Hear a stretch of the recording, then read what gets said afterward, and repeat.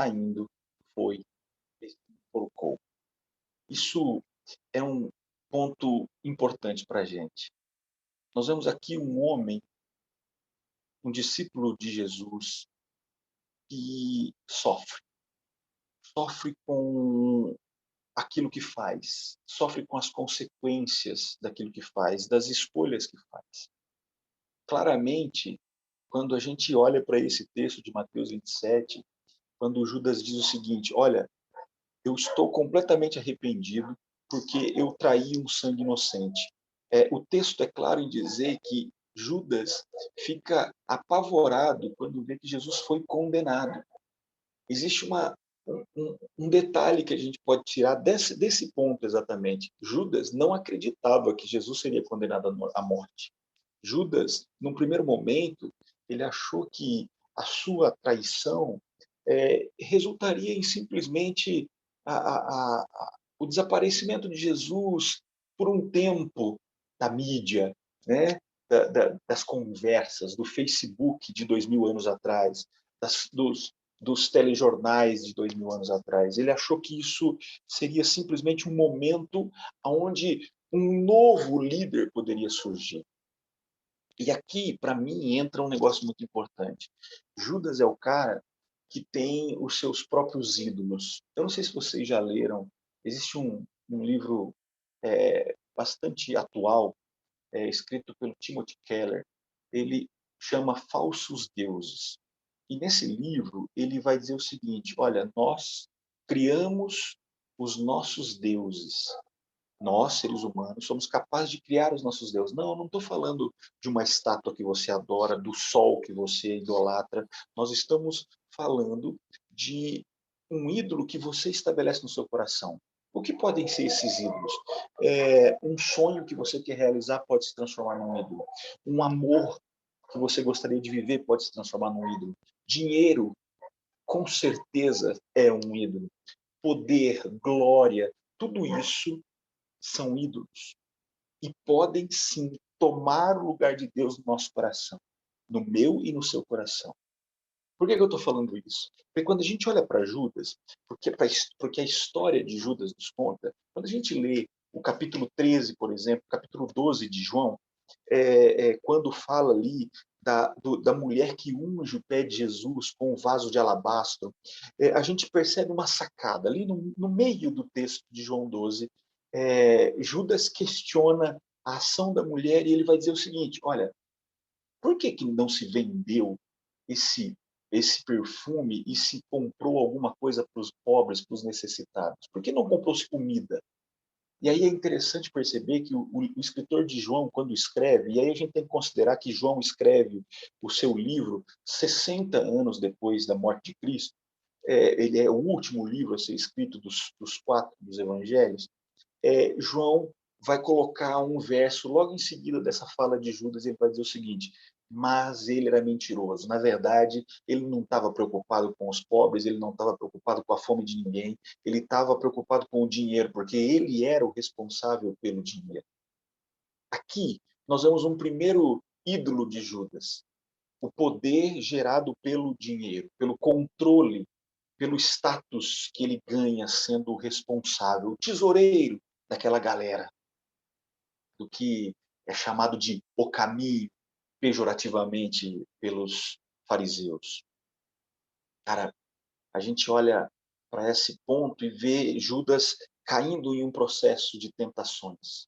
A gente olha, por exemplo, para o mesmo texto em João, mas agora no capítulo 6, quando Deus fala que é o pão da vida, a gente vê Judas fazendo questionamentos sobre a continuidade do seu caminho, do seu caminhar com Jesus. Judas começa a perceber que ele gostaria de ter o mesmo status, a mesma capacidade, o mesmo desenvolvimento, as mesmas condições, as mesmas falas, o mesmo poder e a mesma autoridade que Jesus tinha, mas ele não podia isso. Por fim, quando a gente olha para o texto de Judas, a gente vai olhar para os textos que falam sobre Judas, em Mateus, Lucas, João, todos os textos, Marcos, a gente vai ver que Judas tinha um desejo profundo pelo poder e pela glória que Jesus possuía. Isso enraizou-se em seu coração, isso se transformou em um ídolo. Mas tem um ponto mais crucial aqui, e essa é a primeira fala que eu tenho para vocês. Cuidem dos corações de vocês. Cuidem daquilo que vocês desejam ou sonham. Sabe quando Jesus diz o seguinte, busque primeiro o meu reino e todas as outras coisas serão acrescentadas? Jesus está sendo muito claro.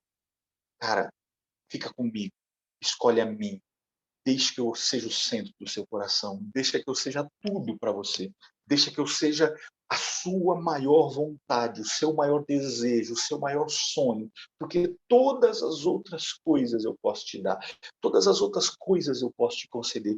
Vem para mim, cai em mim, se liga em mim, fica focado em mim, que eu vou te dar todas as outras coisas. Então, a primeira coisa que eu preciso dizer para vocês, meus queridos, é não deixem que coisas, ou pessoas, ou desejos, ou sonhos tomem o lugar de Deus no coração de vocês. Isso aconteceu com Judas, e é a primeira lição que a gente pode tirar desse discípulo. Ele se deixou levar pelas suas vontades, pelo seu ego, pelos seus desejos, pelos seus sonhos de poder e de glória, pelos seus desejos financeiros ou não interessa, mas ele foi levado por isso. E isso culminou em ele tirar Cristo do centro. O que a gente vai perceber no final do capítulo 6 de João é que ele vai deixar muito claro que, assim como os outros discípulos, muitos outros discípulos que abandonam a Jesus por conta da palavra dura, diz o texto, Judas pensou seriamente em ser um desses, porque ele não gostaria, ele não queria dividir o espaço. Ele percebeu que esse poder e essa glória seria unicamente de Jesus. Ele deixou que os seus sonhos, seu coração fosse tomado pela vontade de ser como Jesus. Aqui o detalhe é, nós somos luz, Jesus nos chama de luz. E se você observar o texto de João, ele, como já disse, ele é 60 anos depois dos demais, e o texto de João tem um objetivo, provar que Jesus é Deus, que ele veio em carne e é Deus. E para isso João usa 7 milagres e usa 7 expressões do tipo eu sou, que Jesus vai dizer. Eu sou o pão da vida, eu sou a luz do mundo, eu sou a videira, eu sou o caminho, a verdade e a vida, eu sou a ressurreição e a vida, eu sou a porta, eu sou o pastor. Ele usa esses 7 eu sou de Jesus para ligar exatamente com o texto de Êxodo 3, lá atrás, quando Deus diz para Moisés, eu sou o que sou. Ok. A única vez que Jesus transfere um dos eu sou é a luz. E ele vai dizer, vocês são luz do mundo. Mas tem um detalhe aqui. Vocês não são a luz que o próprio Jesus é. Por isso, aqui está a falha de Judas. Ele queria ser a luz suprema, a luz total, a luz última, a luz central, a luz que domina todo o universo. Ele queria ser Jesus. Ele não gostaria, ele não gostava de refletir a Jesus. E é isso que Jesus diz quando nos chama de luz. Ele fala assim, vocês, e eu faço aqui a analogia com muita tranquilidade, vocês são lua, eu sou o sol. A minha luz é minha, a minha luz eu mesmo solto, a minha luz provém de mim mesmo, mas a luz de vocês é consequência daquilo que vocês refletem de mim. Jesus quer que a gente seja isso. Judas queria ser mais do que isso. E isso encheu seu coração. Isso é um perigo.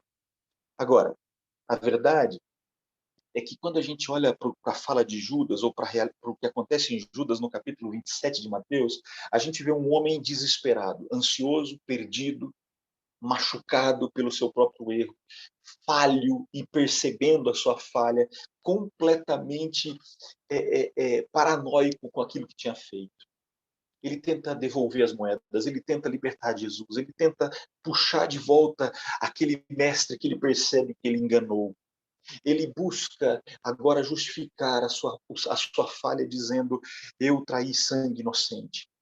Judas, ele entra em um processo profundo de ansiedade e depressão. E a gente sabe que esse é o grande ponto quando a gente fala de suicídio. As pessoas entram em um processo cíclico de ansiedade, de desespero, de isolamento, entram em depressões profundas e, por fim, acabam por cometer o suicídio. Eu preciso dizer uma coisa com muita tranquilidade a vocês. Talvez eu e você já passamos por momentos de depressão, momentos de profunda ansiedade, momentos de profunda tristeza. Esse não é o problema. Jó passou por essa profunda tristeza, Moisés passou, Paulo passou, Daniel passou, o próprio Jesus passou.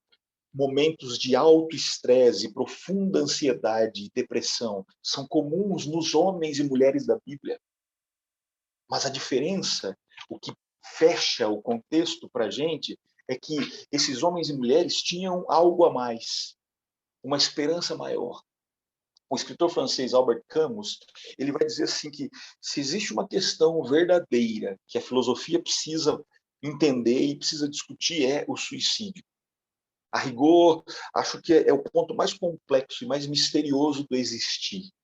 Quando a gente olha para alguém que se desespera e que se desesperança completamente, ela caminha para um processo de perda de valores, de propósito, de conhecimento de si mesmo, de conhecimento daquilo que está acima dela.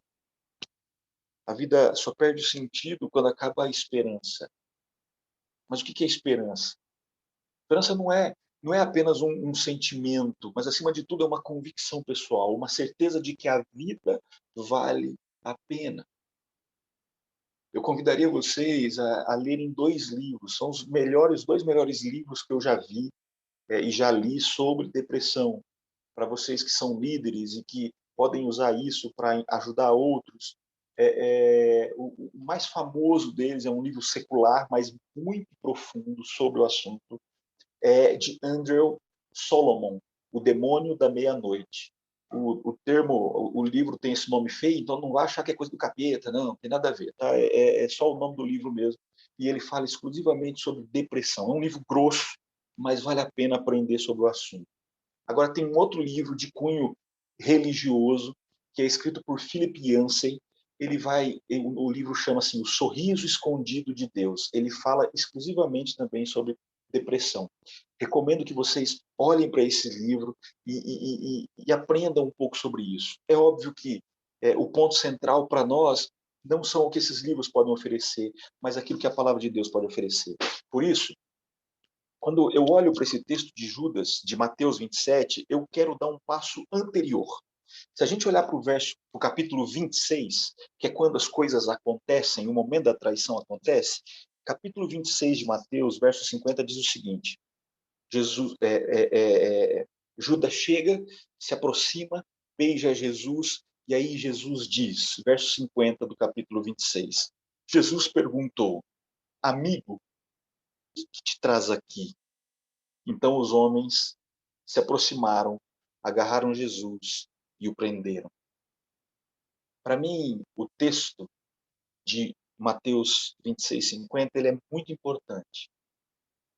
Jesus, em nenhum momento, usa palavras que são ríspidas, que são grosseiras.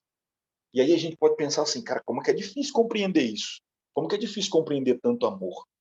Com certeza, se fôssemos você e eu, e ainda mais que Jesus sabia que Judas era o traidor, a gente não seguiria no mesmo caminho. As nossas palavras seriam de repúdio, seriam de revolta para Judas, mas não é isso que acontece. E por isso é muito bom saber que o nosso Senhor não é como nós.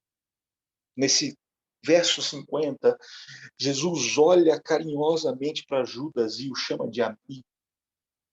Aquilo não era teatro. Aquilo que Jesus fez não era fingido. Esse amor é verdadeiro. No momento da traição, Jesus prova mais uma vez que estava tentando reconquistar a Judas. Jesus o chama de amigo. Jesus golpeia o coração de Judas com o seu amor. Jamais alguém amou tanto, incluiu tanto, apostou tanto, deu tanta chance a pessoas que mereciam apenas o desprezo. Judas não esperava esse golpe. O golpe do amor, o golpe do carinho, o golpe da busca, o golpe da tentativa de trazê-lo de volta para si. Judas não aguenta isso. Ele imediatamente sai correndo. Ele sai de cena perplexo. O texto vai dizer que ele sai correndo. Mas, e aqui a gente começa a entender qual que é o problema segundo de Judas, além dos ídolos em seu coração. O segundo problema de Judas é a desesperança. Jesus queria acalmar a Judas quando olha para ele, quando chama de amigo. Jesus tentou cuidar do sentimento de culpa dele. Jesus precisava entender que Judas precisava entender que o olhar de Jesus para ele era salvação. Era mais uma chance, cara. Era o amor puro. Quando eu fico vendo esse texto, eu fico louco. Mas, infelizmente, o seu sentimento de culpa, a sua consciência o mata. Ele se suicida na tentativa não de fugir da vida, mas de fugir da sua dor, da sua culpa, da sua revolta, do seu desespero. Ele não entende o olhar do Senhor. E isso é fatal para ele. Judas se puniu. Judas se isolou. As lágrimas de Judas geraram um sentimento de culpa. Só para você entender o que eu estou falando aqui, ó, você pode fazer um paralelo com o que aconteceu com Pedro. Pedro negou a Jesus. Pedro sai de cena chorando, correndo. Mas tem um detalhe: as lágrimas de Pedro, quando o olhar de Jesus se cruza com o dele, geram nele arrependimento.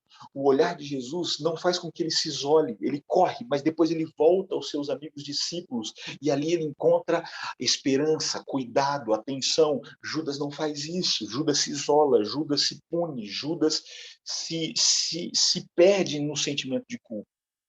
As consequências da reação de Judas ficam claras na Bíblia. Judas se suicida, Judas perde a sua salvação, oferecida por Jesus a ele nas últimas palavras: amigo, por que você veio aqui?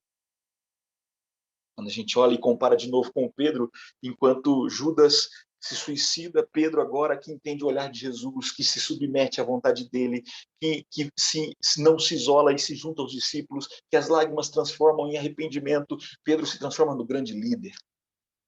Para sermos mais honestos, e aqui eu preciso ser honesto com vocês, quando eu penso em Judas, e por isso isso é tão importante, todos nós temos um pouco de Judas. Se não traímos alguém, com certeza já traímos a nós mesmos. Quando dizemos, eu serei paciente e não sou, você traiu a sua intenção.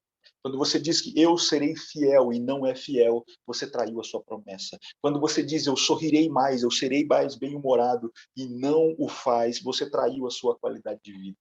Nós traímos os nossos sonhos de infância quando o abandonamos. Nós julgamos as pessoas que mais amamos sem perceber que naquele momento, aquele momento de desespero é o máximo que elas podem mudar. Não percebemos que algumas atitudes estranhas das pessoas é um apelo desesperado por atenção e nós jogamos pedras ao invés de acolhermos. Quantas vezes traímos a Deus? Quando atingimos o sucesso e viramos as costas para Ele achando que não precisamos mais dele. Ou quando o culpamos quando fracassamos. A verdade aqui, para mim, nesse texto, é que quando eu olho para o que Jesus faz com Judas, eu de novo vejo a quantidade de amor dispensado por ele. No momento mais doloroso, mais terrível da sua vida, no momento que parecia que toda a sua obra na terra aqui já tinha acabado, Jesus nos surpreende com amor. De novo eu repito, jamais ninguém amou tanto, ninguém incluiu tanto, ninguém apostou tanto, deu tanta chance a pessoas que não mereciam essas chances. O significado da morte de Jesus para a ciência ainda é um mistério. Como um homem que não havia cometido nenhum erro se deixou matar, justificando que aquilo era feito por amor e para salvar homens que o odiavam, que o açoitavam, que cuspiam nele, que o traíam, que o abandonavam. O ser humano tenta ser sempre o seguidor desse amor, tenta entendê-lo, no entanto, falta sabedoria. Aquela sabedoria que provém do alto, essa falta. Porque se a gente pensar um pouquinho, inclusive sobre Judas, a gente vai perceber que sempre existe no momento da nossa de comemoração cristã o tal do boneco de Judas, a malhação de Judas. Aos olhos dos cristãos que praticam a malhação de Judas, o traidor deve ser espancado, deve ser ferido, deve ser morto. Mas aos olhos de Jesus, ele precisa ser acolhido, alcançado, salvo e amado. Judas traía, Jesus perdoava. Judas traía, mas Jesus o amava incondicionalmente. Gente, quando eu olho para o texto de Judas, eu vejo um homem desesperado, um homem que tem os seus ídolos que o levam a fazer o que faz. Mas também vejo um homem que, depois da traição, desesperado, sem esperança de restauração, se entrega ao suicídio. Não fomos feitos para isso. Não fomos feitos para isso. Não fomos criados para isso. Temos propósito, temos um Deus que nos ama, temos pessoas que nos amam. Eu sei que podem ter momentos desesperadores para você na sua vida. Talvez momentos que você se sente completamente sozinho. Mas você jamais está sozinho. Você nunca estará sozinho. Você tem a Deus, você tem o Espírito Santo, você tem alguém que habita em você, dentro de você, faz parte de você, que caminha com você. Se necessário for, te carrega no colo. Se liga nisso, cara. Eu sei que a taxa de suicídio está grande entre jovens de 19 a 35 anos. É o maior índice de suicídio, entre 19 e 35 anos. Talvez você está nessa faixa etária e você vê as coisas da vida, os desesperos, os sonhos não acontecendo, o problema financeiro, a frustração no amor e no relacionamento, a frustração na família, e você acha que isso é justificativa para entregar a sua vida. Não faça isso. Não faça isso, porque se você entender o primeiro ponto, Deus é o centro do seu coração. E nada que você deseje nesse mundo, nada que você sonhe nesse mundo, pode ocupar o lugar dele. Se isso for verdade para você, nenhum desespero, nenhuma frustração, nenhum sofrimento justificará você perder a sua vida para o suicídio. Não faça isso. Para encerrar, e eu sei que meu tempo já está esgotado aí, Jó, eu vou para Judas. A carta de Judas, o apóstolo, o irmão de Tiago, o outro Judas. Amados, procuro escrever-vos com todo cuidado, com todo amor, acerca da salvação. Por isso eu exorto vocês e eu ensino vocês, batalhem pela fé que vocês receberam. Esse é o primeiro ensinamento aqui. Batalhem pela fé que vocês receberam. Um dia vocês aceitaram a Jesus. Um dia vocês encontraram esse amor. Um dia o olhar de vocês se cruzou. Aceite e fique com isso para sempre. Batalhe pela fé que cresceu em seu coração. Verso 21. Conservem em vocês o amor de Deus. Conservem em vocês o amor de Deus, misericórdia de Jesus Cristo para a vida eterna. Deus te fez para viver com Ele eternamente. Deus te fez para desfrutar da vida eterna. Deus te fez para conhecê-lo em plenitude. Não desperdice isso entregando o seu desespero e ao suicídio. Por fim, verso 24 e 25. Aquele que é poderoso para te guardar de tropeçar é Deus. É o Espírito Santo agindo em você. É a salvação de Jesus que um dia você encontrou. Esse que é poderoso para te guardar, que é poderoso para te apresentar irrepreensível com alegria. Tristezas podem fazer parte da nossa vida. Tristezas podem acontecer na nossa vida. Mas o nosso centro, sendo Jesus, seremos felizes, alegres, completos. Leia Mateus 5, as bem-aventuranças. Ele quer que a gente se apresente com alegria perante a sua glória. Por isso, agora, sabendo quem sou, as minhas limitações, sabendo que eu posso colocar pessoas, coisas, sonhos no lugar do coração, no meu coração, ocupando o lugar de Deus, sabendo que eu posso me desesperar quando falho, quando erro e quando me afasto de Deus. Agora, sabendo que sou restaurado, regenerado, buscado, amado, olhado, observado, cuidado em todo o tempo, eu glorifico, adoro e exalto ao Deus, ao único Deus, Salvador nosso, Jesus Cristo, nosso Senhor. Seja a glória, majestade, domínio, poder, antes de todos os séculos, agora e para sempre. Amém. Que Deus te abençoe. Galera do MJ, Espírito Santo, não se deixem levar nem pelos ídolos do seu coração e nem pelo desespero. Alguém muito mais importante, muito melhor, muito maior, indizível, incomparável, incontrolável, cheio de poder, te ama e cuida de você. Que Deus te abençoe, em nome de Jesus. Amém. Amém. Glória a Deus. Que palavra edificante. A gente realmente estava precisando dessa palavra. Deus tem te usado grandemente, meu querido, e a gente fica muito feliz por saber que você foi instrumento de Deus nessa noite, para trazer essa palavra a cada um de nós. Tenho certeza que não é em vão nossa participação aqui, esse momento, essa semana de oração, muitas coisas a gente vai ainda ouvir durante essa semana, mas eu sei que hoje foi especial. Né, pessoal? Hoje foi especial, glória a Deus. Meus queridos, a gente vai orar agora, o Tom vai orar por nós, tá?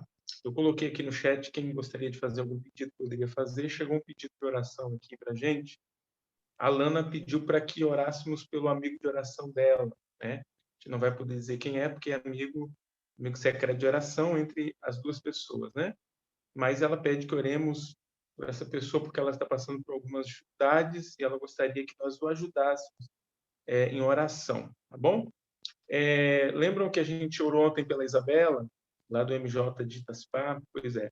Hoje a avó dela nos mandou um áudio dizendo que ela já está bem melhor, ela já está conversando, já está começando a se recuperar, graças a Deus, né?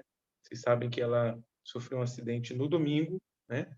E ontem nós estávamos muito preocupados, porque ontem ainda ela estava com saúde, né? Estava uma situação um pouco mais complicada, mas hoje, graças a Deus, ela já está bem melhor, tá bom? Uma outra pessoa que fez pedido de oração ontem foi a Laís, né? Inclusive, ela justificou a ausência dela, porque ela não está bem.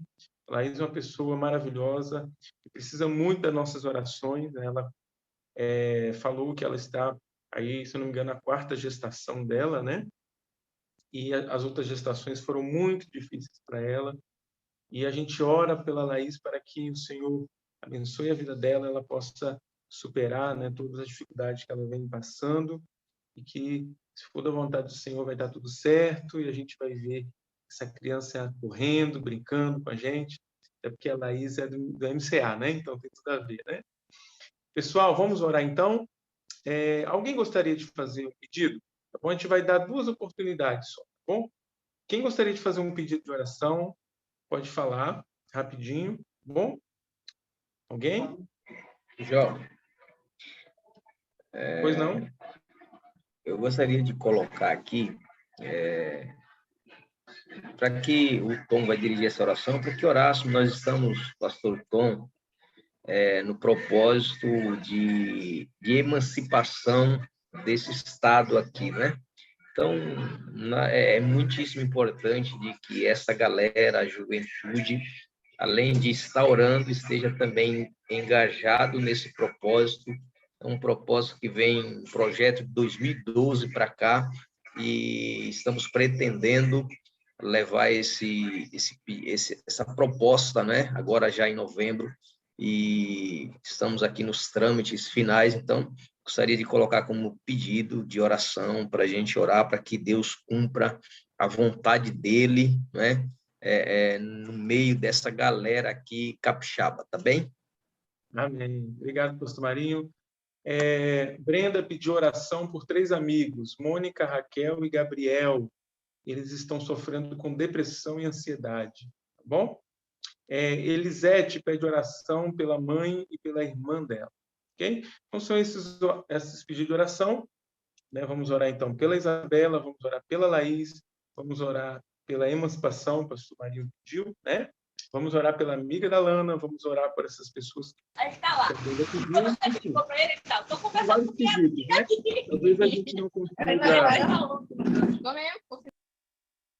talvez a gente não consiga lembrar de todos na oração, Tom, mas eleve ao Senhor esses pedidos que foram feitos. Eu tenho certeza que o Senhor já recebeu, né? E a gente vai agora confirmar. Jó, Vamos lá, pessoal. Por Jó, favor, desligam. Oi, Jó, pode falar. quero pedir oração por Tiago. A oração por Tiago, que ele ontem aniversariou, né? Eu quero que ore por ele também. Tá bom? Ok. Tá bom, Tatiane. Tatiane pede oração pelo filho Tiago, que ontem fez aniversário. Ok. Pessoal, desliguem o áudio, tá bom? Para que a gente possa entender aqui a oração, ok? Fica à vontade, pastor Tom. Vamos orar juntos, meus queridos. Deus bendito, Nós estamos na tua presença, gratos pelo momento que passamos aqui. Deus, tu és o centro da nossa vida e nós queremos que assim continue, Pai. Nós vivemos uma realidade muito complexa, uma realidade onde muitos se viram desesperados porque ficaram fechados, porque perderam empregos, porque viram familiares ficarem doentes ou mesmo falecerem. Essa é a realidade do mundo, Senhor, e nós não temos nada novo, porque a tua palavra já diz isso. A tua palavra diz que a natureza geme, espera e pede a sua volta. É só quando o Senhor voltar que as coisas serão completamente transformadas. Novo céu, nova terra, nós e todas as coisas, sem mais dor, sem lágrimas, sem sofrimento, Jesus. Nós esperamos em Ti e buscamos em Ti. A gente vê os pedidos de oração, a jovem Lohane, que está tendo um problema de saúde agora, Senhor, cuida dela. Os amigos, ó Deus, a Mônica, a Raquel e Gabriel, que estão passando por um processo de depressão, cuida delas, ó Pai. Todos os nossos pedidos aqui colocados, pessoas especificamente, derrama da Tua graça sobre eles. Nós precisamos de Ti, Pai. Precisamos da Tua graça, precisamos da Tua direção. E pensando nesse contexto, o Senhor tem colocado no coração da direção dessa igreja, desse ministério, desses homens e mulheres que cuidam, lideram a igreja no Espírito Santo, o desejo da emancipação. Seja feita a tua vontade, Senhor. Derrama da tua graça sobre eles, capacita, instrui, ensina, guia em cada passo, para que o teu nome seja glorificado por eles, Pai. Deus bendito, em nome de Jesus, alcance a todos esses jovens, alcance a minha família, a família deles, ó Pai. Que a gente glorifique a Ti pelo nosso dia, pelo nosso mais um ano como jovens promessistas. O Senhor tem nos alcançado e o Senhor tem nos trazido para sermos sal e sermos luz nesse mundo. Nos alcança pelo Teu Espírito Santo, nos enche do Teu Espírito Santo. Seja o centro da nossa vida, seja o centro, Senhor, dos nossos desejos e sonhos, para que em tudo o Teu nome seja glorificado. Que a glória seja sempre Tua, a honra seja sempre Tua, agora e para sempre, em nome de Jesus. Cuida deles, eu te peço. Cuida da liderança do MJ, do Espírito Santo. Eu te peço, Senhor, para que a gente possa caminhar, prosseguir, nos encontrarmos outras vezes, mas se não nos encontrarmos mais, nos encontremos no dia santo e glorioso da Tua volta, em nome de Jesus. Amém, Senhor. Amém. Amém.